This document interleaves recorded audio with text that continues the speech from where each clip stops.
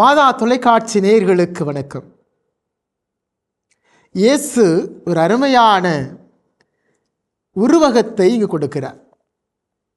மேய்ப்பன் ஆடுகள். நம்முடைய நம்பிக்கையை தெளிவுபடுத்த இயேசு கொடுக்கிற ஒரு அருமையான உருவகம். நம்முடைய வாழ்வோடு இயல்போடு கலந்த ஒரு செயல்பாடு. இயேசு தன்னை மேய்ப்பராகவும் நம்மை அவர் மேய்க்கும் ஆடுகளாகவும் இங்கு நிலைப்படுத்தி பார்க்கிறார்.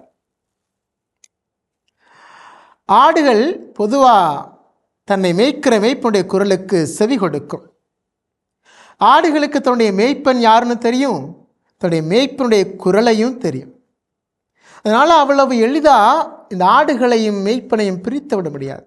ஏன்னா அவங்களுக்குள்ள அந்த அன்பு நெருக்கம் என்பது எளிதில் சொல்ல முடியாத, விளக்க முடியாத ஒரு புரிதல். இந்த நிலைப்பாடை நம்முடைய வாழ்க்கையில் தினசரி தெரியும் இல்லையா? நம்ம வீட்டில் நம்ம ஆடு மாடு கோழிலாம் வளர்த்துருந்தோம்னா அவளை எளிமையாக புரிஞ்சிக்கலாம். ஏன்னா பல சூழல்கள் நானும் கூட பார்த்துருக்குறேன். பலரோட இந்த ஆடு மேய்க்கிறவங்களாக இருக்கட்டும், மாடு மேய்க்கிறவங்களாக இருக்கட்டும், கோழி கூட இந்த பிராணிகள்கிட்ட அவங்க காட்டுற அந்த அன்பு, இணக்கமான அந்த சொல், விளையாட்டு. காலை எழுந்திரிச்ச உடனே அந்த அம்மா பா பா பா பா பா அப்படின்னு சொன்னால் போதுங்க, அடேங்கப்பா, அது ஆடாக இருக்கட்டும், மாடாக இருக்கட்டும், கோழியாக இருக்கட்டும், எல்லாம் அப்படி ஓடி வந்து சூழ்ந்து கொள்ளும். பாருங்களேன், எனக்கான ஒருவர் வந்து விட்டார், என்னை வழிநடத்தக்கூடிய ஒருவர் வந்து விட்டார், எனக்கு பாதுகாப்பு கொடுக்கக்கூடிய ஒருவர் வந்துட்டார்னு அந்த வாய்ஸை கேட்ட உடனே அதெல்லாம் அப்படியே சத்தம் போட்டுக்கிட்டு வந்து நிற்கும். பாருங்க, அதெல்லாம் சொல்ல முடியாது, அதெல்லாம் அனுபவித்து பார்க்கணுங்க. அப்படிப்பட்ட ஒரு நெருக்கத்தை இன்னைக்கு இயேசு தனக்கும் தன் மக்களுக்குமான ஒரு நெருக்கமாக, அன்பாக, பிணைப்பாக சொல்லி காட்டுறார். நான் அவங்கள்ட்ட கேட்குறேன், நீங்கள் உங்கள் ஆயினை அறிந்திருக்கிறீர்களா? அதுக்கு முதல்ல நாம் எல்லாரும் ஆடுகள் என்பதை நாம் உணர்ந்திருக்கிறோமா? ஆடுகள்னா தான் ஆயனை தேட முடியும் இல்லை? இந்த ஆடுகள் ஆயனுக்கு செவிமடுக்கிறதா? இந்த ஆடுகள் ஆயனை விட்டு பிரியாமல் இருக்கிறதா? இந்த ஆடுகள் ஆயனை பின்பற்றுகின்றனவா, பின்தொடர்கின்றனவா?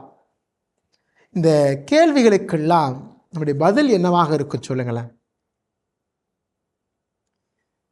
முதல்ல இந்த ஆடு என்கிற நிலைப்பாடு, அது எப்படி நான் எப்படி ஆடா?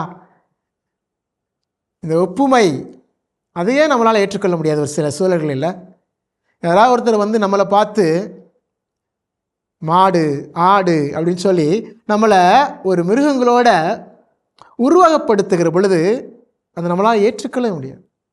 என்னைய போய் எப்படி நீ அப்படி பேசுன, என்னைய போய் நீ இப்படி கம்பேர் பண்ணுற, இந்த மனநிலை இயேசு நம்மளை ஆடுன்னு தான் சொல்கிறார்.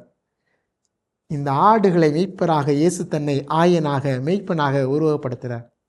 ஏற்றுக்கொள்ளுங்களேன். நம்ம ஆடுங்கிறத முதல்ல நம்புவோம். நம்ம ஆடுனாதான் ஆயனுடைய குரலுக்கு செவி கொடுக்க முடியும், ஆயனுடைய குரலை அறிந்து கொள்ள முடியும், நம்முடைய ஆயன் யார் என்று நம்மளால் தெரிந்து கொள்ள முடியும். எல்லாம் சொல்லுங்களேன், யார் வேணாலும் நம்மளை அலக்கழிச்சிட்டு திசை மாற்றி விட்டு அவர்களுடைய சுய நலனுக்காக பயன்படுத்தி விட்டு நம்மை கறி போல் அடித்து சாப்பிட்டுட்டு போயிட்டே இருப்பாங்க. அதனால் இன்றைய மனநிலையிலே இயேசுவை உண்மையான ஆயனாக ஏற்றுக்கொள்வோம். அந்த ஆயனுக்குரிய ஆடுகளாக நம்மை உருவகப்படுத்துவோம். ஆயனுடைய குரலை அறிந்து கொள்வோம். இயேசு நம்மை அழைக்கிறார். அந்த அழைப்புக்கு செவிமடுத்தவர்களாக நாமும் இயேசுவை பின்பற்றுகிறவர்களாக, அவர் கொடுத்த அதே அன்பை பிறருக்கும் கொடுத்து அதை வாழ்வாக்குகிறவர்களாக உருமாறுகிற பொழுது நீங்கள் ஆடுகள், நம் ஆண்டவர் இயேசுவே உண்மையான ஆயன் என்பதை நிலைப்படுத்த முடியும். ஆயனை அறிந்துள்ள ஆடுகளாக அவர் சொல் கேட்டு நடக்க செயல்படுவோம், செயல் வீரர்களாய். இயேசுவுக்கு புகழ், இயேசுவுக்கு நன்றி. மரியே வாழ்க.